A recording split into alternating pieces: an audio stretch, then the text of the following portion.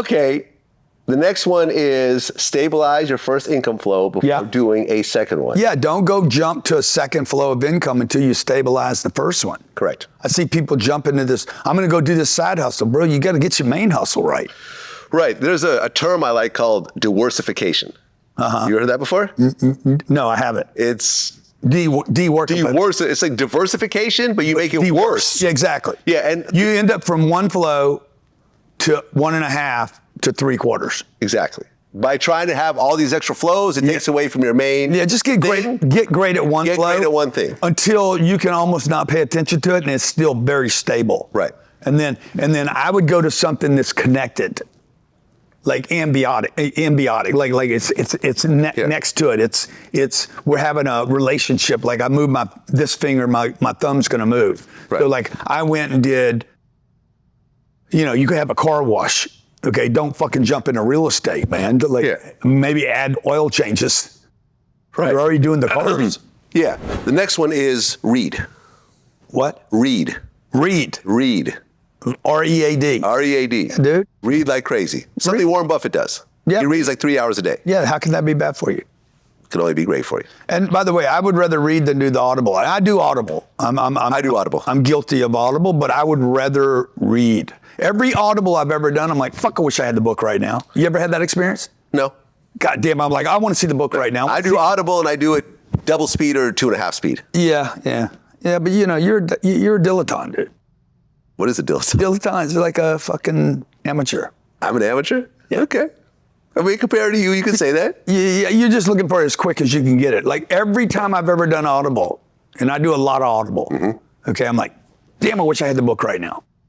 Like do you ever listen to Audible and you're like, I wish they had the transcript, I could read the transcript while I'm listening? No, huh?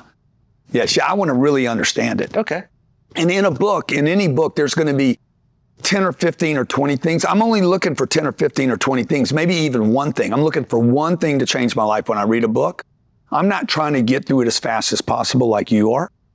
Okay, you're like, fuck, I got to get through this book as fast as I possibly can, which I get it, right? You're trying to maximize time and get as much in as possible. But I'm really just looking for one to fully understand that I can execute on. Okay. The next one is stay broke. Yeah. Explain. Don't have money, man. Me and you go to dinner and I don't have any money, I can't spend any. I mean, okay. It's a fucking simple, dude. Be rich in assets and poor in cash. Okay. And this is why you're saying you're poor in cash right now. I don't have any money. None. I don't have any money. There's no way for you to get any money from me today. So if I robbed your house, then I broke in your safe. Yeah, you could get some money there, but you're probably going to get a bullet in your face too. Okay, so yeah, there's some cash over there, but that's just sitting there for emergency. It's a dumb thing to do too, by the way. Like I don't mind telling people where I'm doing stupid stuff. I got 2 Humvees over here paid for in cash. We never use them. Okay, they're for an emergency situation. It's probably never going to happen. I got a little bit of cash sitting over here in this one spot just in case, so you could go throw a brick at somebody and say, bang, here, get me X.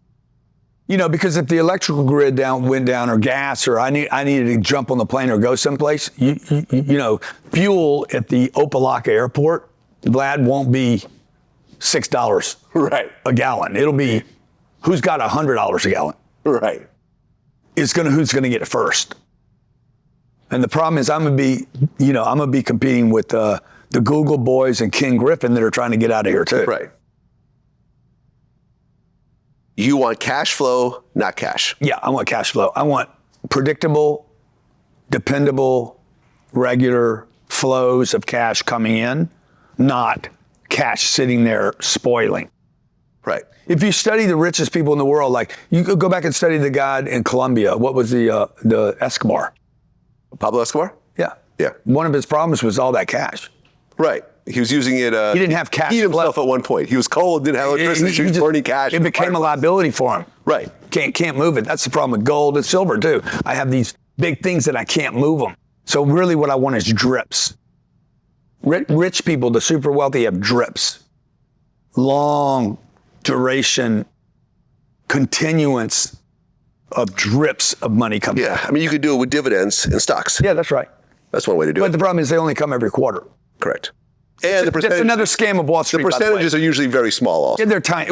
Tiny's not the problem. Yeah. It's that it's every quarter. Okay? Like, why does AT&T that charges you every month as a customer only pay you every quarter as an investor? Right, but AT&T, I think, has the longest history of dividends that have never dropped. Okay, whatever. It's like, what, 80, 90 years or something like that? Whatever. They pay you every quarter. Why? Because they're making money for 3 months for free. Oh, okay. And the final one, which I actually somewhat disagree with, is never quit until you achieve your goals. Yeah, dude. Why would you quit? Because I feel that a huge part of success is knowing when to quit. You're going to try different things. You didn't quit. If you're trying something new, you didn't quit. You changed. But isn't that quitting what I'm already doing? Pivot is not a quit. A pivot is not a quit? Pivot is not a quit. Listen, I used to be a DJ. I don't DJ anymore. Yeah, well, that's good. But you're still a DJ. You're being a DJ right now, dude. Right. I mean, I pivoted. You're a DJ right now, bro. Right. You're a DJ. I'm still DJ Vlad. There's a pivot. There's a pivot. Okay. Well, I guess you're a DJ right now, bro. You look like a DJ. If I didn't know what was going on right now, I'd see you in front of a computer, looking at your thing, going through your stuff. I'd say, fuck, he could easily be a DJ. DJ, right? I look at if you added some music right now, I'd say, who's the fucking DJ? It's you. It ain't me. Okay. You didn't quit. You didn't quit. You pivoted. By the way, even if you blew that off and you said, no, I'm not doing that anymore, and you get back in the game and doing something else, you haven't quit. Okay. So me and you just have different definitions of quitting. Well, you haven't quit. Quitting is I'm fucking done. I'm done with everything. Yeah, I mean, like there was a business that I sold. Did I quit it? I sold it. It was the end of the road. Right. You know, I quit doing, we were doing these massive events. The largest, most profitable business event in the country. We did our last one last year. Did I quit? Man, I ended that. And I'm going to go do another thing. It ran its course. No, it ran its course, dude. Right. And by the way, I quit it before it quit me. Exactly. And I feel that it's important when people know how to pivot, quit, whatever you want to call it. I agree. But you have to know when to pivot, because I feel that so many people, like, listen, I know 50-year-old rappers that are still trying to make it. Yeah, dude. They're trying to get that first hit song. It's not a good look. They still go to the studio. They still spend money. Yeah, it's not a good look either. Yeah.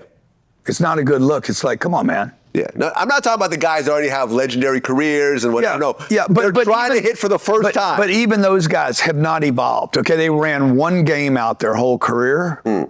Like, the guys I respect are the guys that evolved the game. Right, like a Jay-Z. Yeah, Jay-Z, man. Like, perfect example. Right. As opposed to Frank Sinatra.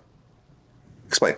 He didn't evolve, dude. He didn't evolve. Jay-Z evolved. He went from being cool, Rat Pack guy to like, okay, I'm going to go be a fucking multi-billionaire. I'm going to be a real player. I'm going to be a Wall Street mover and shaker. He evolved his career out the top. That's why today is so much more interesting to me than it was in the 1950s or 70s, because people are going to evolutionary. They're going into hockey stick kind of evolution and growth. We're seeing these examples as opposed to Dean Martin and Frank Sinatra and Elvis. These guys never moved out of their lane.